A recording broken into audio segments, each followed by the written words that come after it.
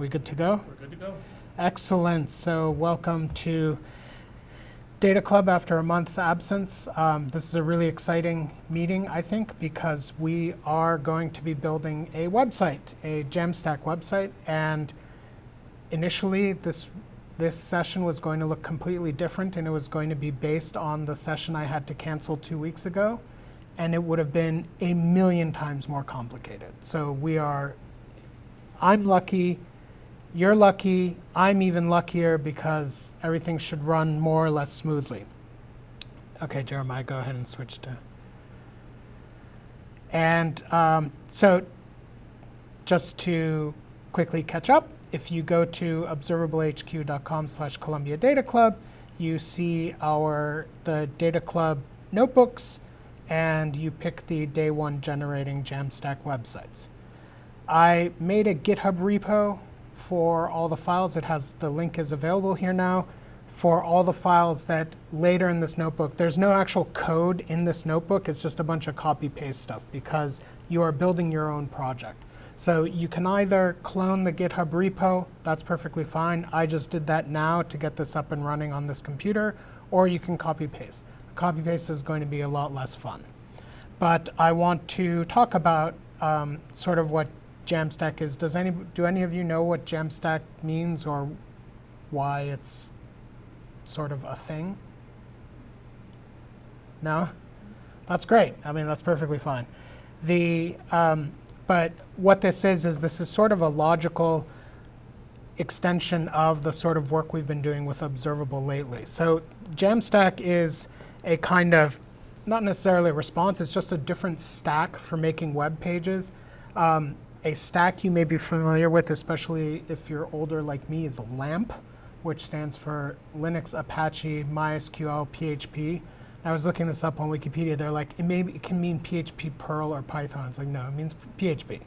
And LAMP was, 15 years ago, all you learned how to do. No, more than that. 20 years ago was like how you were making websites. And instead of LAMP, the Jamstack has only 3 letters: JavaScript, APIs, and Markdown. Because the idea with the issue with a LAMP server or running a LAMP application is that you basically have to have a full-featured server running, or two, because you need a database server and you need a web server. And the database servers tend to be kind of expensive, and the web server, if you're doing something like PHP builds web pages on the fly on the server level and then delivers them over the internet to the client. So the server is doing a lot of work to convert the PHP into HTML that it sends over the wire. A Jamstack website takes that work and moves it onto the client side, which means that the browser is doing all the work, and you have an initial sort of dump of information, which is the shape of the website or the application. And then from there, it's through the JavaScript that it builds out everything, and it determines how everything looks, et cetera, et cetera.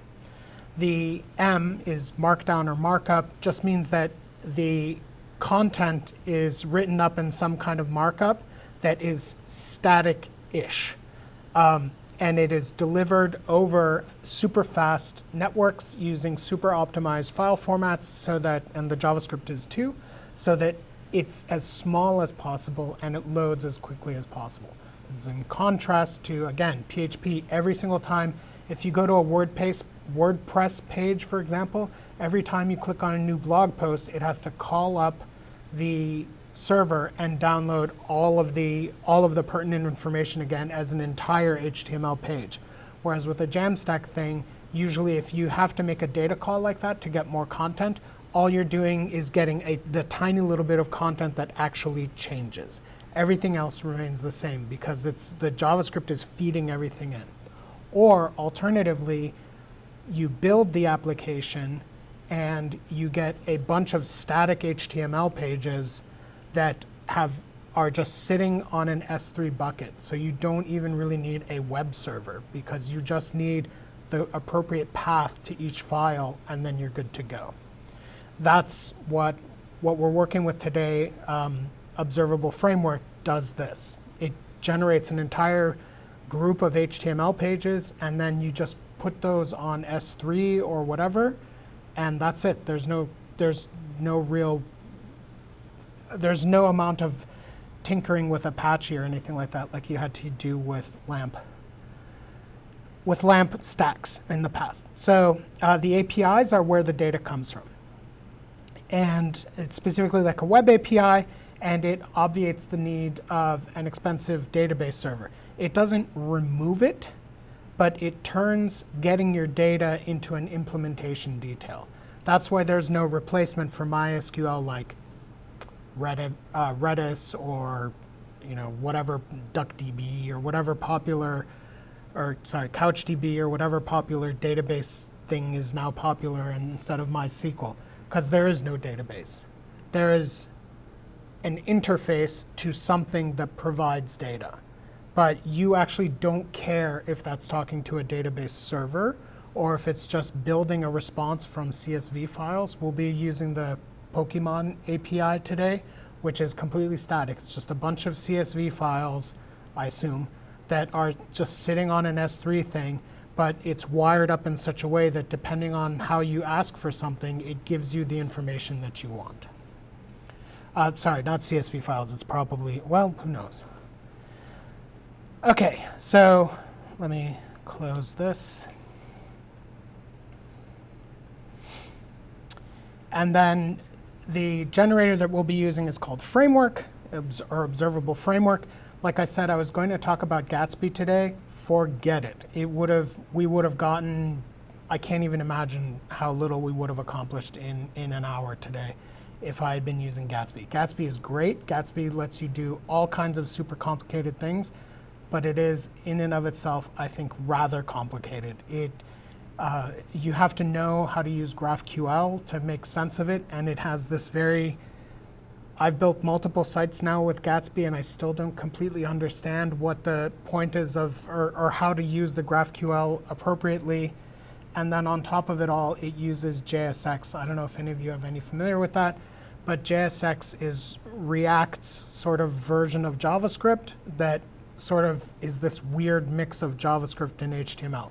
Of course, we're about to see our own weird mix of JavaScript and HTML, but it's a paradigm that's much more familiar to us from the observable notebooks. So they have their own framework that uses a lot of the sort of things that we've already learned from observable notebooks. And what's more is there's something really elegant about the way that observable framework or framework loads data, because it is organized. It doesn't give you quite all the customizability out of the box like something like Gatsby does, because it is really optimized and designed to create dashboards and reports. It is designed to create a website that rebuilds itself every 2 hours or whatever, grabs a bunch of data and makes charts and everything and gives you a report. That's what it does a really good job of, but it's so clear in how it does that I think it can do other things well too. So like I said, I have this video for creating the project. Now everybody has Node installed? Still not? OK. You can try installing Node. I think it's working now. OK. OK, great.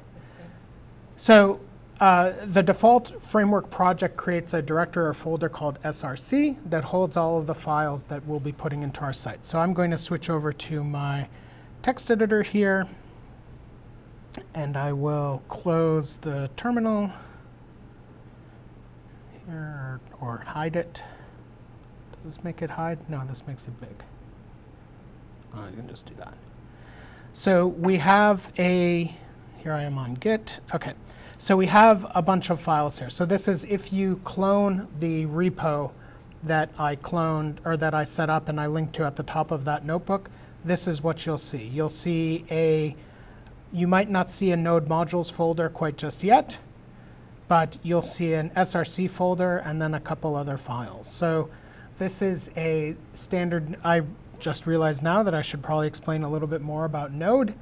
Node is is a runtime for JavaScript that lets you basically run servers or / like command line program type things that are written in JavaScript.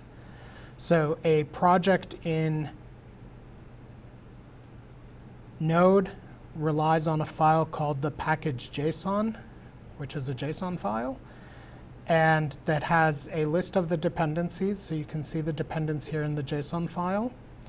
And the package.json file is a little bit like a gem file in a Ruby project, or what are they called, like Pi project, Toml, or Poetry project, whatever, in Python and other languages, that explain certain things and have a certain amount of meta information. To install these dependencies, you have to tell your package manager to install them. So I'm going to open up a terminal here again, and it's just pnpm I. Or if you're using npm for some reason, it's just npm I. If you're using yarn, I think it's yarn add. And it will take a little bit of time. I've already installed everything, so I'm good to go here. So I'm here inside the folder Data Club Jamstack that I created. If you created your own framework using the defaults, like Observable said, then you just go to hello-framework and you can just run pnpm I inside there. So far, so good.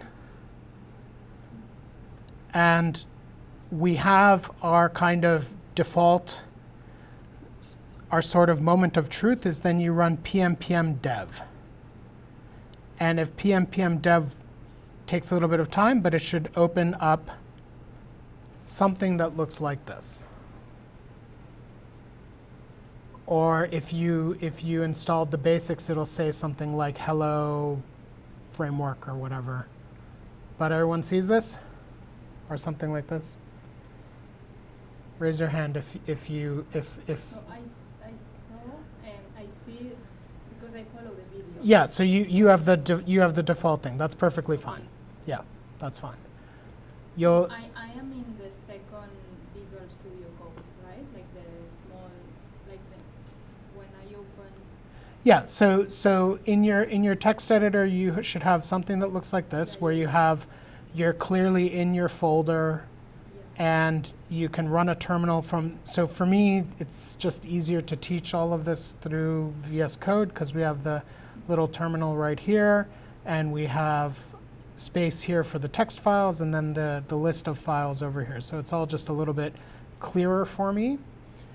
But you can use whatever text editor, and as long as you see something like this here on this side, and then Anna, what you can do is, instead of having to do copy paste, you can go to the GitHub thing, and then you can copy paste from here. So this will be easier just because you don't have to. So you go to a file like this one, I can't say that out loud, stonks.md, and if you click on raw, you see the raw markdown. And you can just copy this into a file called stonks.md in your project. So okay, so that's a lot, and I'll show how to do this. I'll show how to do this by hand. So, like I said, part of the way that framework works is it sort of reproduces the idea that the src directory represents the tree of your HTML files. So index.md will become, when we build the application or when we run pnpm dev, index.md becomes index.html, which is the root document, the / document. Stonks.md becomes stonks.html. Taxis.md becomes taxis.html. So if I want to create a new file, I can just click here, new file, inside src, and I can call it foo.md. And then here I can type in talk true, title foo. So this is YAML front matter. It's 3 hyphens to begin. then some keys. Talk true means that it will show up in the table of contents. I'll show what that means in a second. Title sets the title for the page. And then I can just write some markdown content. Hi, here is some markdown content. And now if I save, there might be a little bit of activity here with the pnpm dev. And if not, I can just reload this page. And we see now that foo shows up here. That's it. And if I click on foo, you see it says some markdown content. Hi, here's some markdown content. But it gives us, this nice little footer, this little sidebar that opens up and closes. All this sort of stuff is just built in. We didn't have to do any of it. And all of our content fits in here. And then there are a couple clever things that they also have. So if I do a code fence, so that's 3 backticks, which is the same key as tilde on American keyboards. 3 backticks in JS, and then if I just do 2 plus 3 and then 3 more backticks and save, it tells me 5 here. It's just executing arbitrary JavaScript code. So far, so good? OK. So that's a little bit of an introduction of how this stuff works, so this framework structure section here. And again, this resonates a lot with me because it looks and feels a lot like how we used to make websites in the 1990s before PHP existed. You had to make a separate page for every single thing you wanted by hand, and it all sat on a server. But it's not the 90s, and it's time to get fancy. So we're going to do 3 little things to get some data into this application. The results aren't terribly impressive looking until you realize what's actually happening, and then you maybe will be a little bit, oh, that's pretty elegant the way that works. So we'll load in the taxi data that we were working with at the beginning of the semester. So if you already have the repo cloned, you'll have a file called taxis.md. Anna, what you can do is you can create a new file called taxis.md and then go to the repo. I have it because I cloned it. You cloned it already. OK, great. OK. So if you go to taxis.md, we see that it looks a little bit the same as the foo.md I just created. And we have an h1 here. And then we have a JavaScript code fence that defines a variable called taxis and assigns to it this thing called file attachment data taxis arrow.arquero. Does that look at all familiar? Go ahead. What? No, but so we work with Arquero. Yes, we worked with Arquero. So the file attachment is in an observable notebook. When you drag a file into the little box on the right-hand side of the notebook. Oh, wait, I can show what that looks like. I don't have to. When you drag a file here to the file attachments, the way you get the contents of this file into your notebook is by using the file attach command. It's the exact same thing in Framework. So this is extremely clever because what we're saying here is there's a file called taxis.arrow, which is Apache's in-memory big data file format. There's a file called taxis.arrow in the data directory that we read, and then we feed it into Arquero to make an Arquero table. And then down here, in the next code fence, we do inputs.table, which is a framework/observable thing that says, draw me a table, like use the defaults to draw a table. And for the table contents, put in taxis.select fair amount, tip amount. So for those of you who are familiar with dplyr, that just means that we get a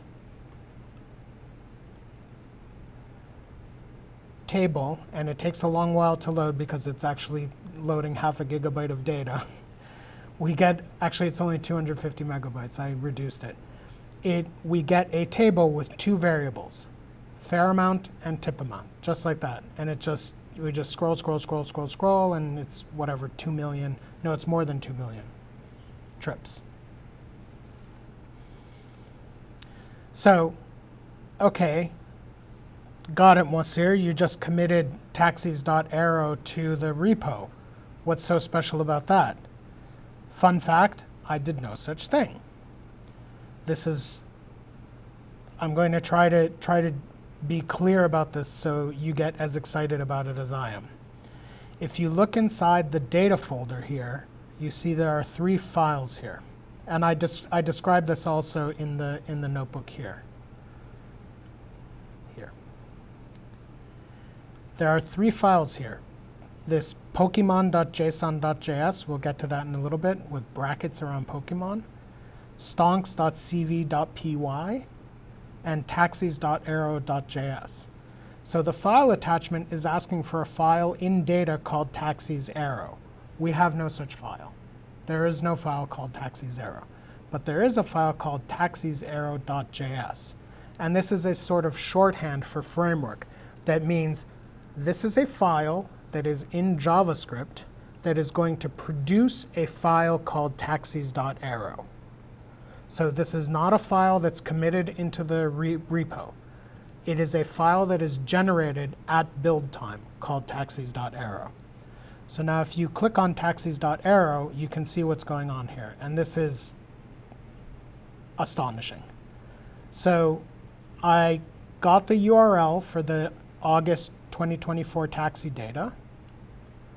And then it does a bunch of stuff to grab the file, all 500 megabytes of it. It grabs it, turns it into, does some format changing, etc., turns it into an Arquero table, and then I only select these columns. Let me make the terminal a little bit smaller. Oops, shoot.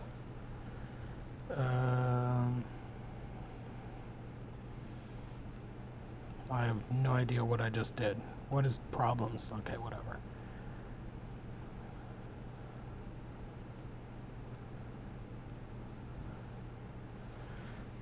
So it creates an arrow table, like it does all this stuff. Again, Parquet is the file format that moves over the internet easily. Arrow is the file format that sits in the memory easily. So you want to convert from Parquet to Arquero, and that's tricky. There isn't a real easy way to do that, as far as I can tell, in JavaScript. And then I arbitrarily picked these columns to keep.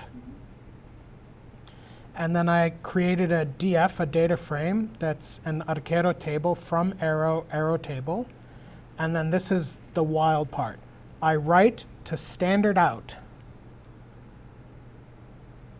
the binary stream of the Arquero table with just my selected columns, df select columns, which are these columns. I write a binary stream to standard out, which means there's no file, ever. There's no taxis.arrow file, because what this is it's a script that you feed input in, which is just run the script, and out it just dumps information. Everybody knows what I mean by standard out? Okay, so how to explain it? So when I do something like, oops.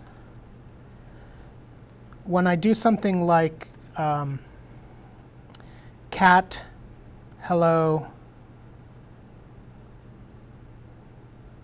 or actually better, I can't do cat. If I do echo hello, by default, echo hello echoes hello to standard out. There are basically 3 things. There's standard in, standard out, and standard error.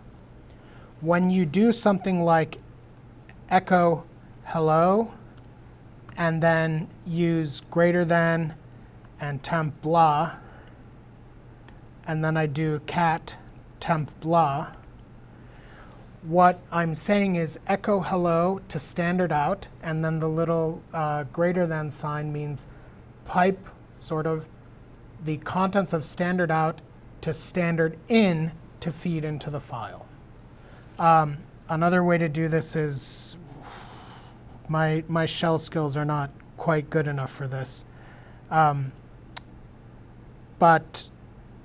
Another example. So if I do ls, oops, let's go to a less private folder, or old folder also.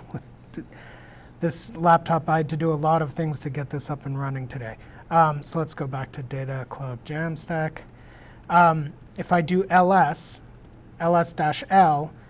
it's printing out the contents of ls to the out, or to standard out. So if I do ls-l pipe wc-l, what I'm doing is I'm piping ls's standard out into wc's standard in to get a count of how many files there are in this directory. Well, files and directories there are. So that's what, so whenever you do something in the shell and it prints right underneath, that's standard out. And in Python in general, when you do print, that's standard out. If you do console.log in JavaScript, that's standard out. That's more or less correct, but I think technically that's not correct, but it's a way to think about it. So what's happening here with process.standardoutWrite is it's just dumping this binary data into the console, basically. And Framework gobbles it up and creates on the fly and creates a file called taxis.arrow out of them. So I think I said earlier that the file never exists. That's not true. It does exist. Yes, Jeremiah. And like if you go back to the table, to the web page. Okay. And you don't have it. The scroll bar off to the side. Like you pull that scroll bar down. Yours is all there. Mine was not there to begin with. It only showed a little bit. So when Yes. I pulled it down, it was feeding the information. Because it loads it lazily Yes. to get you up and running quickly. Correct. And there are ways, there are other little tricks you can do here. I think you can get it to sort and things like that that I didn't enable here. But this is like, wow, because this is cool, but it's still in JavaScript. So that's all I have to show for the taxi data. But then let's look at the stock data, because this is even cooler, I think. Oh, I killed the, I think.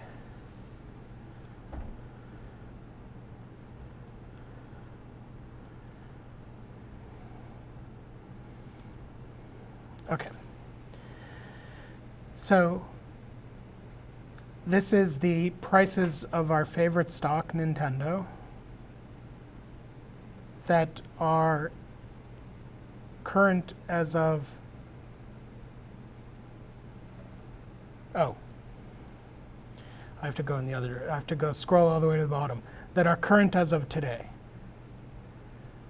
Even though, I guess the markets did just close.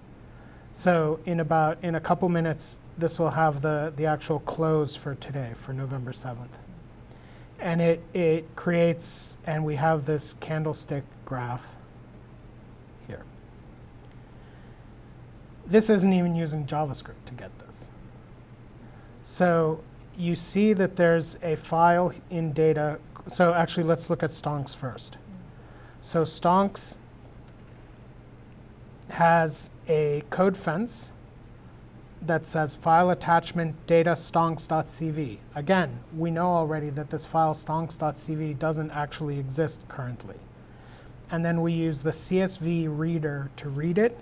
And then we do typed true, so that what that means is that it tries to guess what data type each column in the CSV is, so it can recognize numbers. Otherwise, it's all strings. Then we also define another variable, color, that basically says if the result of an operation is -1, red. If the result of the operation is 0, black. If the result of the operation is 1, some kind of green. Then we have another block. We have inputs table again to read stonks. So it's the same thing as what we had for the taxi data. And then we have a plot. And we're going to do plots next time, I think. I'm pretty sure that's what we're going to do in 2 weeks. So this is a lot. And I'm not going to, like, you can look at it and maybe piece it together, especially if you know Seaborn or ggplot. It actually works reasonably similarly. I don't think that's a mistake. I think that that's very intentional. But it's a little weird because I had to do, for another version of this, I had to turn wide data into long data, which I don't think I've ever done in JavaScript. Actually, I did it in Python because I was like, I don't know how to do this.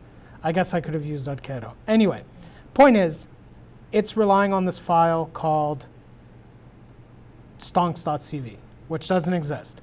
What do we have instead? Stonks.cv.py, which means, again, it's a shorthand for this is a Python script that creates a file called stonks.cv, which means that, and this is just, like, that's it. What we're doing is it's a Python script that uses the Yahoo Finance, the unofficial Yahoo Finance library. Oh, this won't work unless you install Y Finance on your Python. So maybe you all are having problems seeing the stuff. Yes, you have to install, you have to do pip install Y Finance, then it'll work. Sorry, I should have thought of that.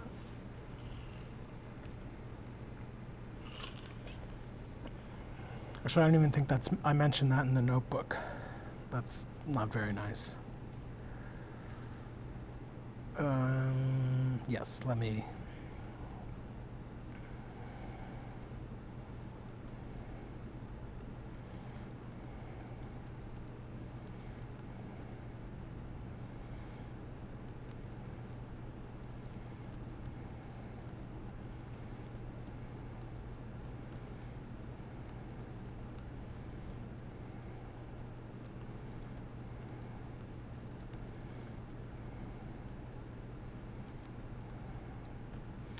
And then a little link to the library.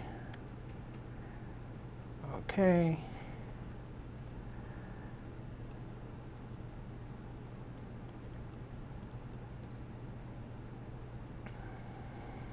There we go.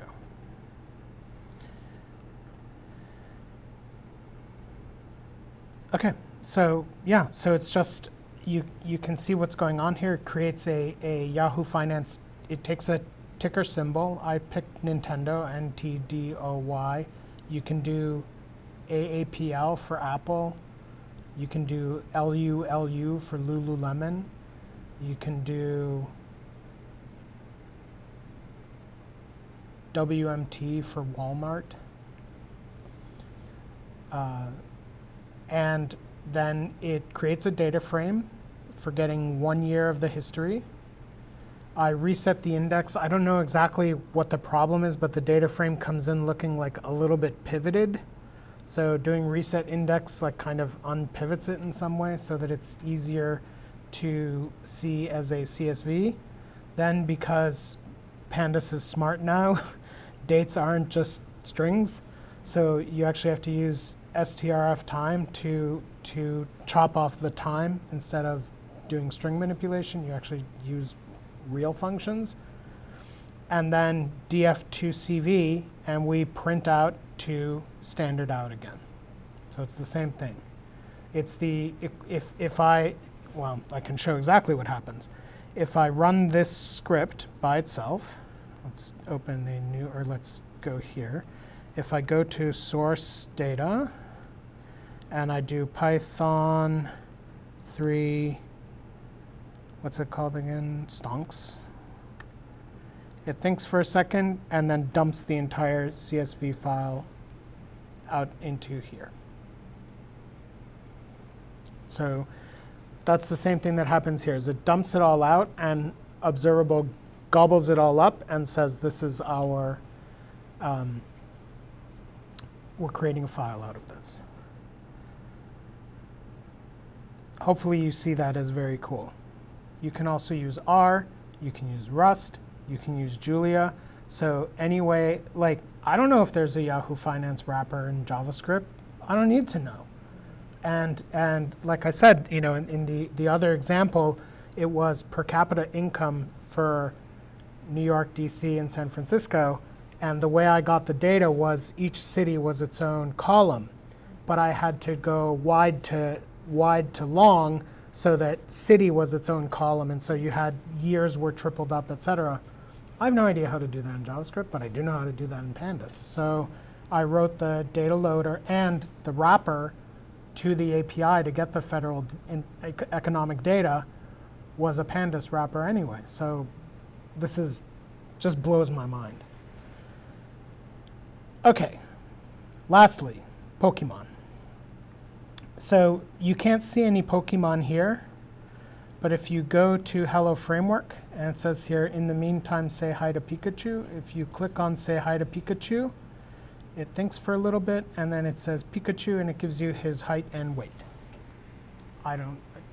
4 feet, I guess. I don't know. 60 kilos? I don't know.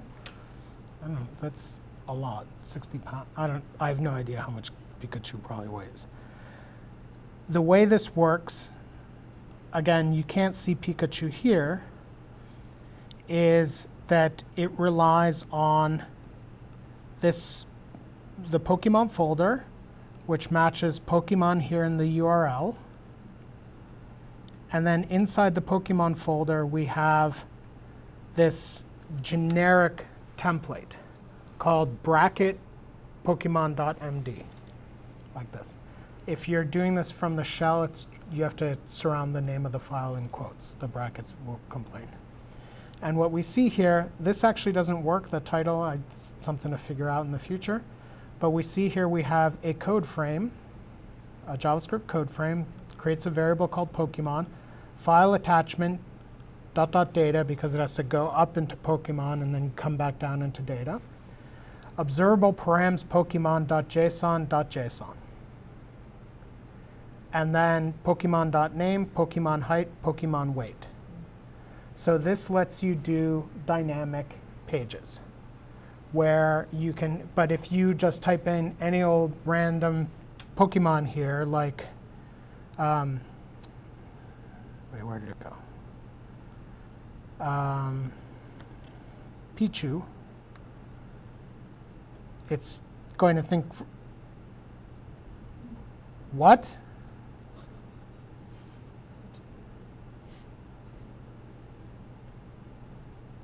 No way. Give me a Pokemon. Jinx.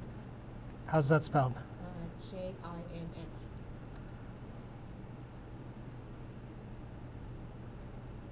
Okay, so I don't know why Pichu worked. That's weird, because that's not in the list you gave me, Jeremiah. I asked Jeremiah for a list of Pokemon. I don't, this is, unless Jinx isn't, okay, Jigglypuff.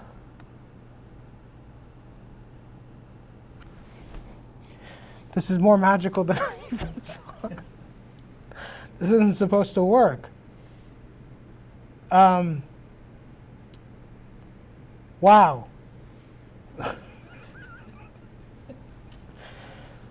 So the way it's supposed to work is that in the observable configuration, you have a list of Pokemon, and you create this dynamic paths, which are these paths that get created dynamically. So it's Pokemon plus the name of the Pokemon. So there's a little map here for this array for Pokemon. But it has to be, it can't work this way. It's only because we're doing the developer build. It has to be. Well, I'll try it in a second, because this is ridiculous. It's pulling over everything. What's that? It's pulling over things. Yeah, no, and because Jigglypuff was definitely not in this list, and it but I think it's just because we're running it in the dev server, so it's doing a little bit of funny things. But let's look at how it's loading the data, because again, it's assuming, if we go back to look at the Pokemon file, it's assuming that there's a file called data, and then this is Pikachu, in the case of Pikachu, observable params Pokemon.json, a file data/Pikachu.json, which no such file exists yet. And then here, it's doing the same thing. So it parses the arguments, and then it just makes this, this is all just simple JavaScript. It does a fetch of the Pokemon from the Pokemon API, gets the JSON out of the response, and then dumps the JSON to standard out. Now to test my theory. There's no way this works. So I will go back. And actually, this is a good opportunity to talk about what it looks like to build the application. So I'm going to go back here, and I'm going to cancel. I'm going to close pnpm dev. And I'm going to do pnpm build.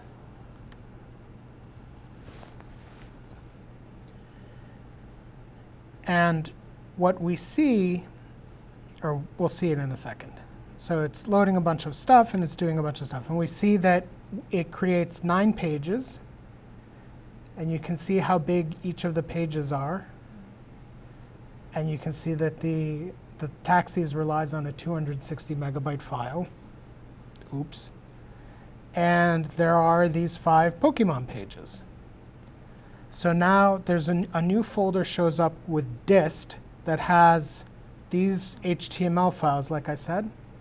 So when you do dev, it doesn't go through the whole process of building this stuff. But when you build, then it's, because build is what you actually deploy. We're not going to talk about that, but that's what you actually deploy to the internet. This is just for fun for now. So it creates HTML files out of the MD files, just like I promised.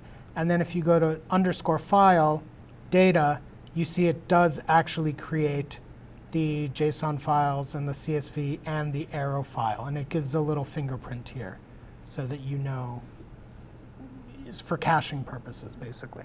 So you know when it's updated or not. Now, my suspicion is this is the server, so I quit, so now it doesn't work anymore. But if I open a new tab, and now I go to open the project, and I go to dist, and I go to index.html, this looks good.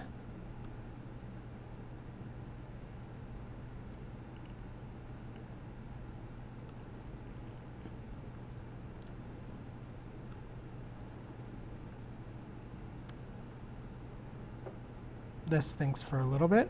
Let's go.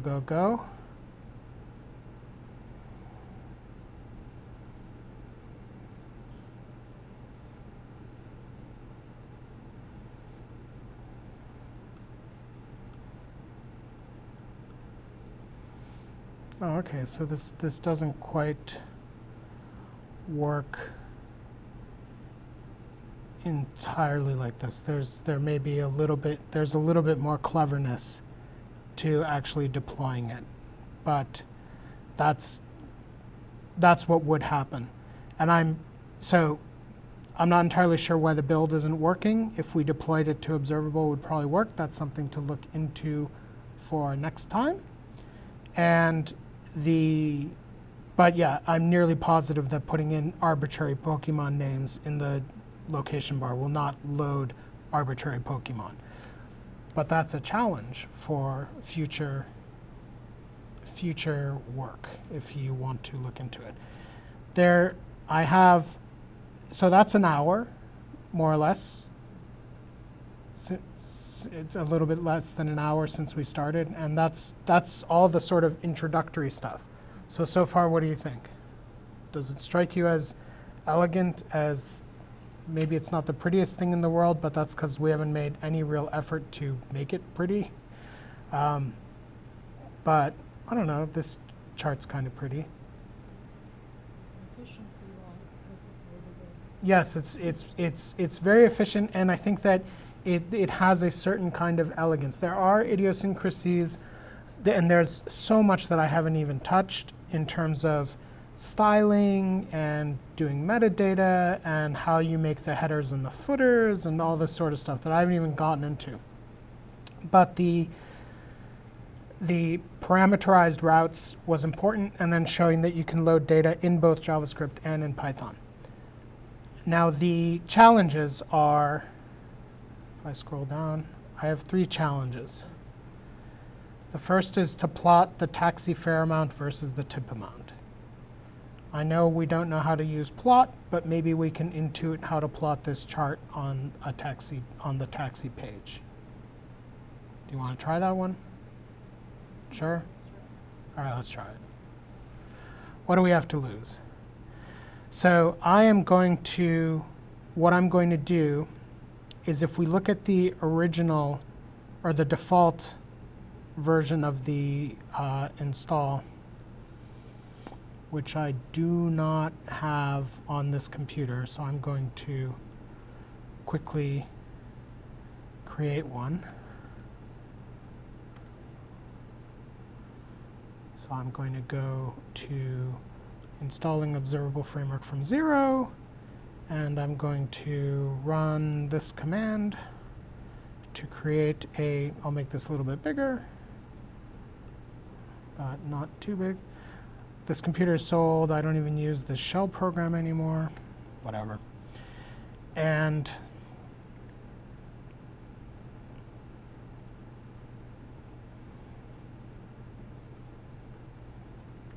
just make hello framework.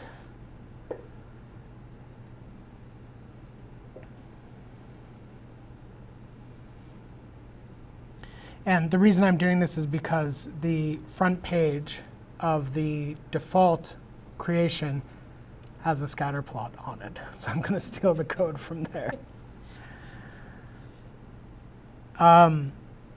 But we also can't plot something with 2 million points on it.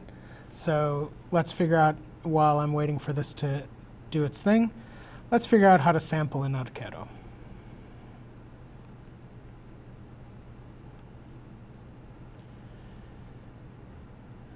Is there a sample here? Oh, nope.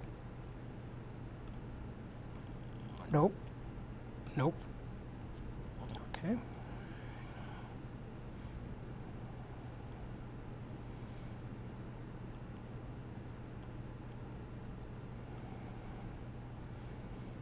Sample. Excellent. Table, sample, perfect. Okay, so what we can do here then is, let's do some live coding. We go to taxis.md, and we do taxis select fare amount tip amount, and then let's do sample 10 just to start with. And if you do save, then it reloads. And this is just 10. It doesn't scroll any. Well, you can't really see because it looks about the same size. So let's just do sample 5, so you'll see that it's really small. Oops.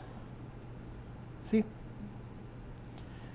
And then let's do sample, what do you think? 1,000? 1,000 points is probably okay. We actually don't have to do the sample here anyway. Well, I'll show you in a second what I mean by that.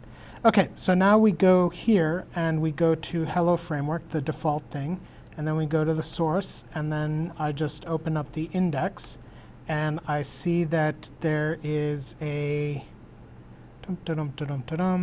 here's a plot of penguins. So I just copy this, and then down here I paste it in, but I'm going to do things actually, let's just do this way. Resize with plot, okay. Change this to what percentages do people tip? the X label is fair. The Y label is tip.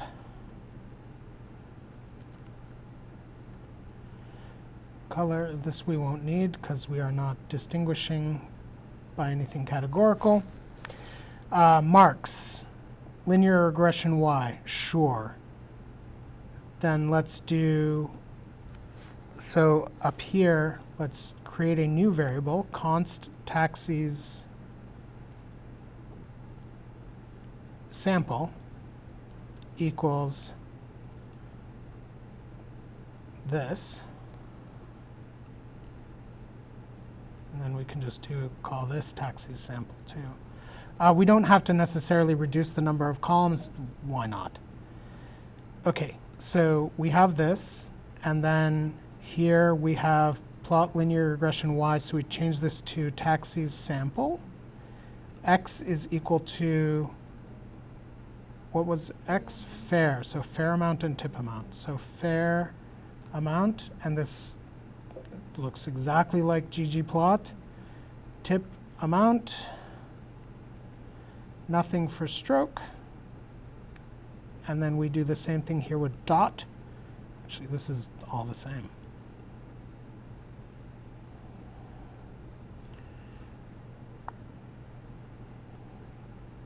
Except it has tip true, which I'm not entirely sure what it means, but let's include it.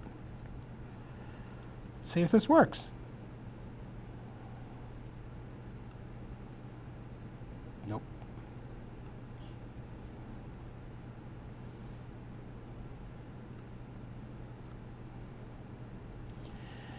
So there's a little bit of a thing here that I haven't quite figured out, but I think that this works a little bit like observable cells, where you kind of can't have too many things going on in a single cell.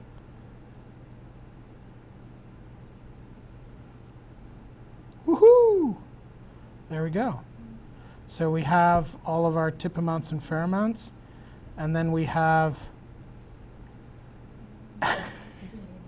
let's reload this. Let's get rid of those negatives. Please don't sample. There we go. We didn't sample negatives. I mean, we did still sample. I mean, I don't know. For some reason, sometimes the fair is negative.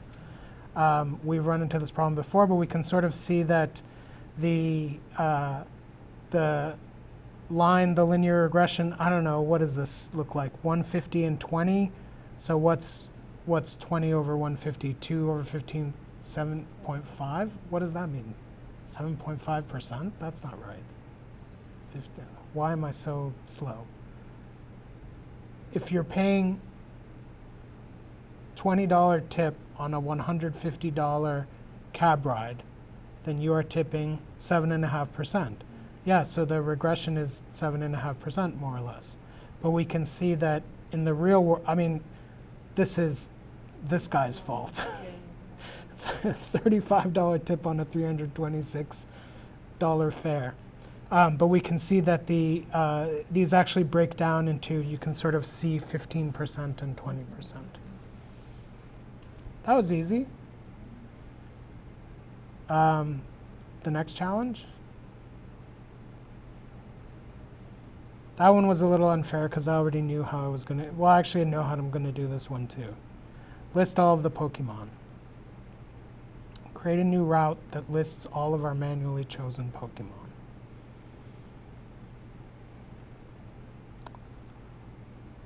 So, create a new file in source called Pokemon.md. Tell me how to do this.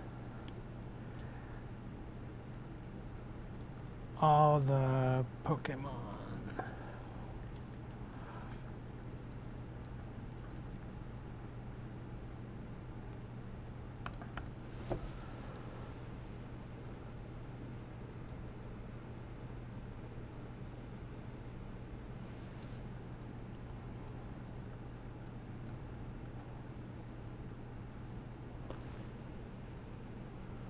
So what do I need to be able to create a list of all the 5 Pokemon that Jeremiah sent me? Read What's that? Read that first one. It Yeah. should be loaded. I made, well, not from the data. So where, do any of you remember where the Pokemon, where I put the list of Pokemon? It's a variable called Pokemon. It's in the configuration file, observablehq.config. So let's remove it from here and break everything. And then, because we're modular, let's create a file inside src called pokemon.js and do export default. I think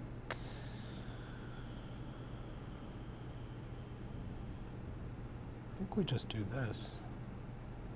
Does that work? I think that works. So what this means is that if you import this file as a module, what you get is this list.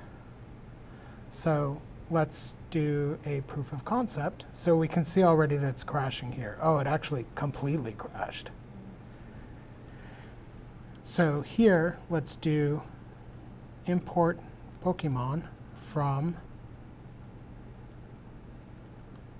source Pokemon.js. I think it has to say that. And then if I do pm dev,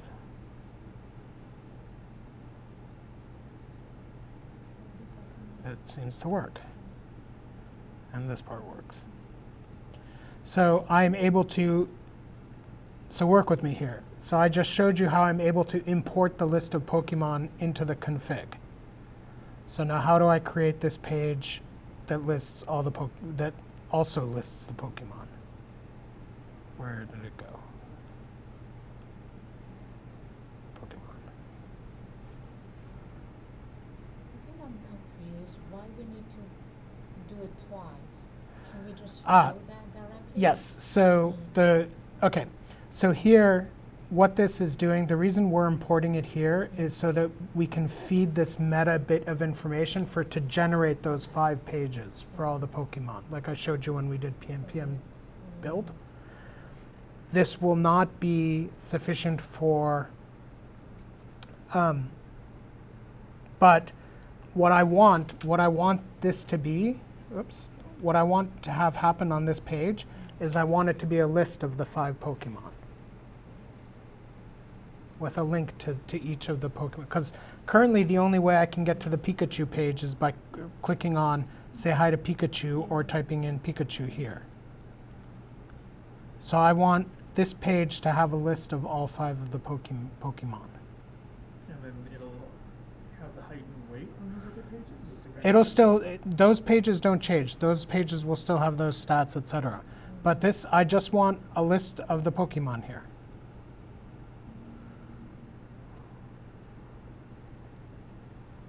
Alright, so why just print it out? Or would you say just stay out? Well, okay. I think that something like this will work. I haven't tried this, but I think that something like this will work. JavaScript fence. Import Pokemon from Pokemon.js.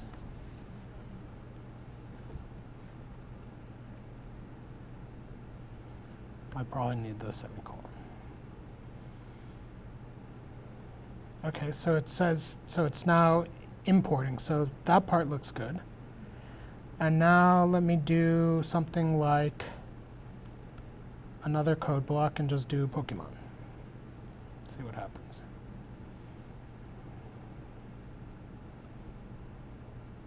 Not too shabby.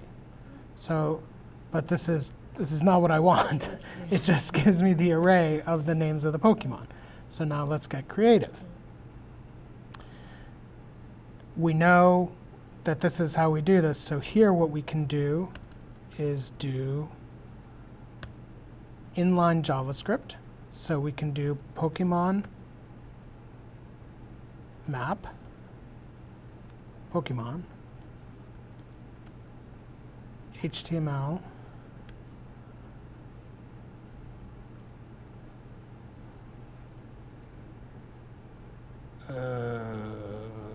this is.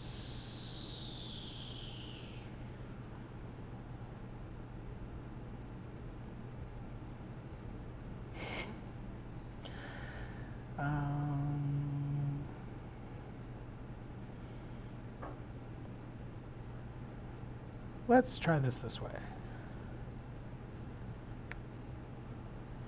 The issue is that we end up with a $ brace inside of a $ brace, and I'm pretty sure that's not going to work. So let's try just JS, and then do Pokemon map, Pokemon. Now try HTML blooped, Pokemon blooped. And then let's close this fence. Let's see if it just crashes or not. So far, so good. Busted. Oh, wait. No. What?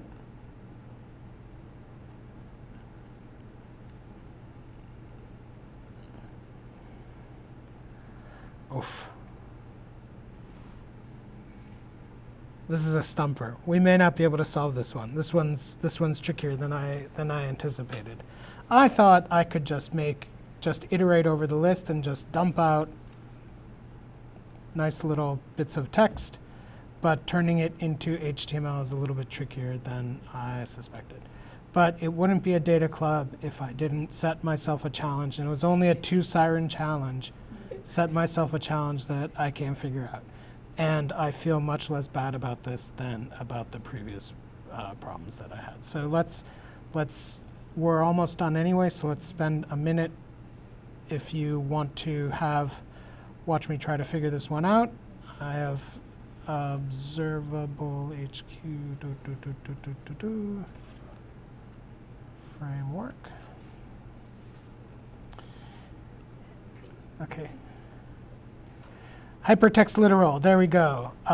Import, HTML, my favorite. Okay, all right. Okay, so, wow, we may even solve this in time. So I think I can do this here. And then HTML booked. Pokemon booked.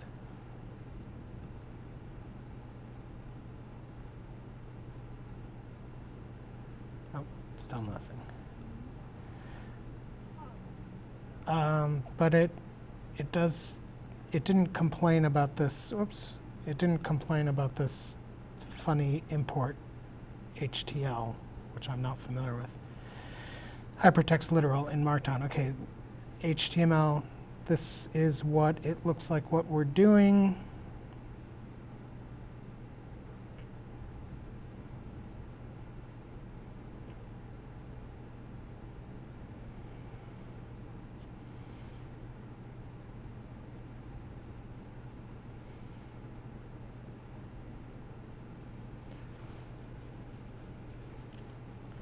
Well, that's close. Oops, HTML. Markdown.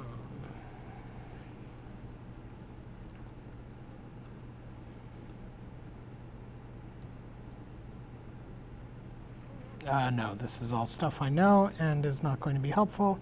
Fenced code blocks. Okay, inline expressions. Okay.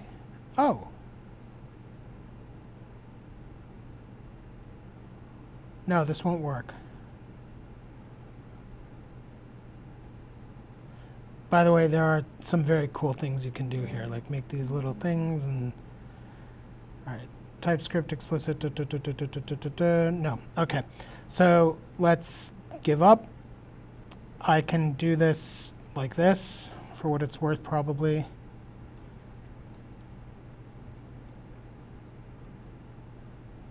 Just see what happens.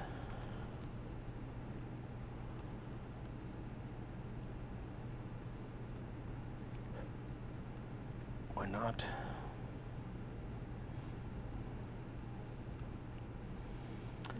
Close. Actually,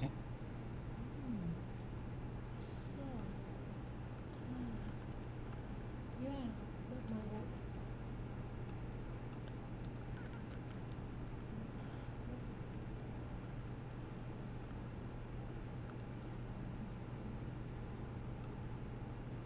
nope. A bit Yep, now we can try the HTML literal. And then let's see if this breaks it or not if I do nested interpolation. Because it said depending on context, so that sure sounds like it's, oh, I don't like this. I don't like this one bit. This is going to crash.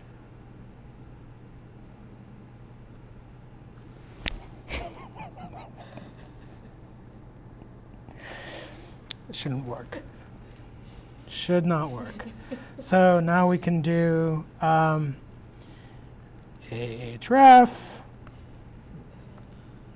Pokemon,